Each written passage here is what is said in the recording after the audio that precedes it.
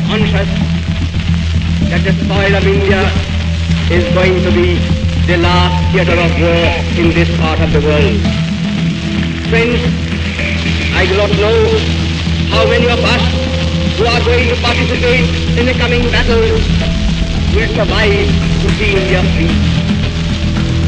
But whether we survive or not, whether we individually live to see India free or not, we are confident that India shall be free. We are confident that Anglo-American imperialism will be wiped out of India. We are confident that the menace that now hangs over East Asia will be removed once for all. For many Indians, Subhash Chandra Bose has a unique place in history. He was the only nationalist leader who confronted the British Empire on the battlefield. Netaji Subhash Chandra Bose. Subhash Chandra Bose. Dangerous enemy of the British Raj. Subhash Chandra Bose. Subhash Chandra Bose. Who confronted the British Empire on the battlefield.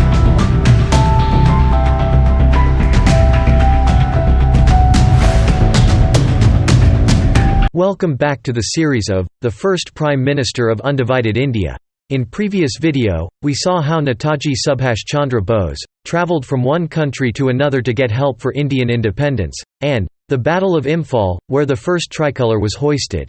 Along with Battle of Imphal, Japanese and INA troops started their march toward Kohima.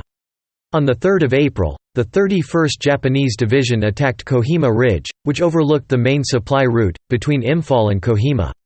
The siege of Kohima began on 6 April. Japanese mortar fire rained down on the British Indian troops. The British Indian troops held their line, and combat turned into a stalemate. On 13 April, the British 5th Division counterattacked, outside of Imphal with support from artillery and M3 Lee tanks. The INA and Japanese troops had neither anti-tank weapons, nor artillery, as these guns were simply too bulky to carry through the dense jungle. After intense fighting, the Nungshigam Hill was taken. This was the first pushback by the British forces. Netaji Subhash Chandra Bose wanted to reach Bengal as soon as possible. He knew once he reached Bengal, he can create mass civil disobedience across the entire nation, which will force British to leave India within weeks. Unfortunately, the Battle of Kohima wasn't going well. Reinforcements from British side, constant bombing from the British airplanes, was pushing imperial troops back. Japanese and INA troops were fighting for every inch, but, due to lack of food and ammunition, they were forced to retreat.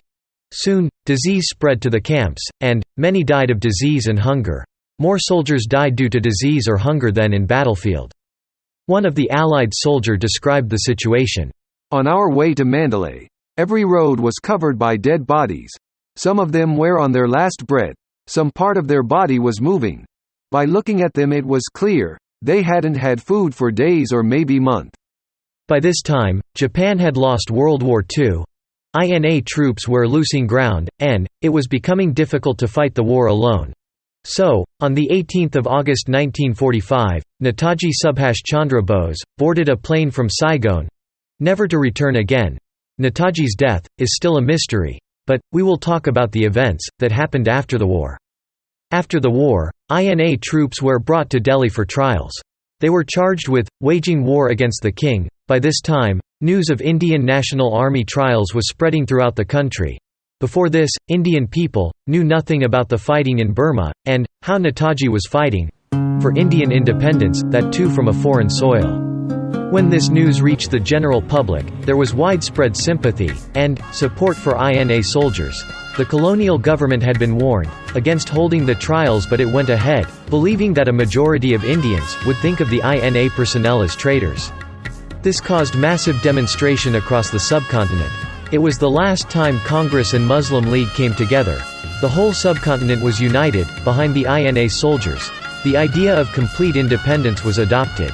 The INA soldiers were released under tremendous pressure. 2 years after the trials, on 15 August 1947, India was independent. British tried every possible thing to defame Netaji, but the legacy created by Netaji Subhash Chandra Bose runs through the blood of every Indian, in India or globally. When the British government is attacked, from inside India and from outside, it will collapse, and the Indian people will then regain their freedom. The creator has spent ample amount of time making this video. Your like and subscribe will be appreciated and keep me motivated for more videos in future. Thanks for watching. See you in the next video.